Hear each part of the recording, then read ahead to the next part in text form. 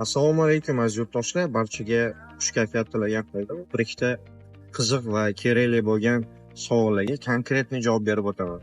Tak, birinchisi, mavzu bo'layotgan mavzulardan bittasi legalizatsiya muddati, ya'ni 30-aprelgacha bo'lgan muddat sentyabrgacha cho'zdirildi degan shunaqa bir shov-shuvlar tarqaldi, gap-so'zlar. Bu naqadar haqiqat yoki bo'lmasam yolg'on? MVD tomonidan hozirda faqatgina Qirg'iziston fuqarolariga ofitsialniy ma'lumot berildi, ya'ni faqatgina Qirg'iziston fuqarolari uchun legalizatsiya muddati cho'zdirildi sentyabrgacha.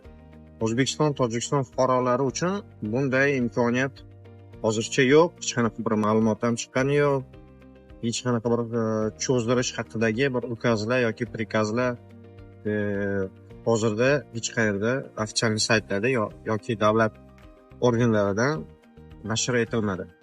Shuning uchun mana fake informatsiyalarga, videolarga ishonib qolib, spokойно bo'lib qolmasdan hujjatimizni to'g'rilab, harakat qilib ishni bosaveramiz aziz aka-uka, opa-singillar.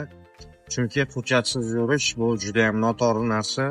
Birinchidan o'zingiz tinchligingizni, vaqtingizni yo'qotasiz va kimdirlarni oldida shu tilingiz qisiq bo'lib qoladi. Undan ko'ra xudo xolasa hujjat qilib, ishni bosib, o'z yurtimizga qaytganimiz yaxshi. Hammaga rahmat.